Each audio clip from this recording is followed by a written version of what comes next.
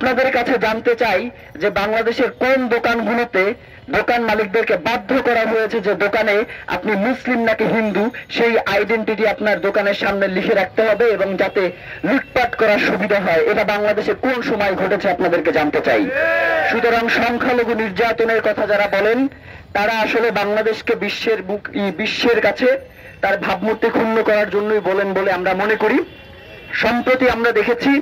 যে ভারতের শাম্বলে তারা 60টি মসজিদকে ত্রিপল দিয়ে ঢেকে দিয়েছে, শাহজাহানপুরে তারা 67টি মসজিদকে ত্রিপল দিয়ে ঢেকে দিয়েছে, এমনকি প্রতিরোধমূলক ব্যবস্থা হিসেবে নিরাপত্তার স্বার্থে তারা শুধু মুসলমানদেরকে 1015 জনকে তারা গ্রেফতার করেছে। সুতরাং তারা যেই নিরাপত্তার কথা বলে, তারা যেই বিভ্রান্তিমূলক সংবাদ ছড়ায় যে মুসলমানরা তাদেরকে উস্কানি দেয়, এটি শুধুমাত্র হিন্দুত্ববাদী আগ্রাসন ছড়ানোর জন্যই তারা এসব কাজ করে থাকে। আমরা বাংলাদেশের পক্ষ থেকে অনুরোধ করতে চাই এবং বাংলাদেশের শান্তিকামী জনতার পক্ষ থেকে আমাদের বর্তমান সরকারের যারা নেতৃত্বে আছেন তাদের কাছে আমাদের দাবি জানাতে চাই এবং সেই সাথে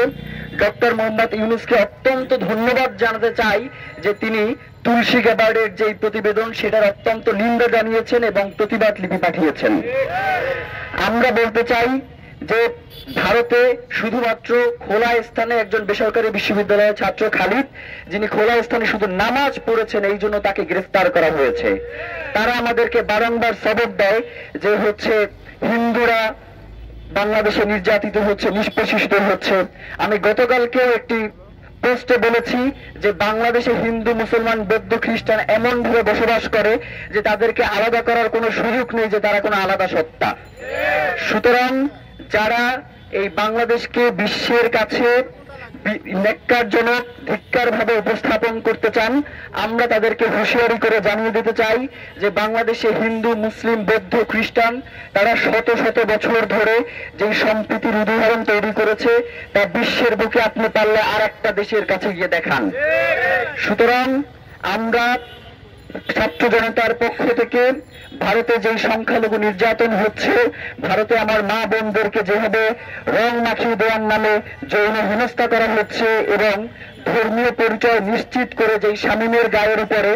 আক্রমণ করা হয়েছে এবং ইট দিয়ে তার মাথা থেতলে দেওয়া হয়েছে, যেই মসজিদগুলোকে শুধুমাত্র মিথ্যা প্রোপাগান্ডা দিয়ে বুলডোজারের রাজনীতির নামে তারা বুলডোজার দিয়ে গুঁড়িয়ে দিয়েছে,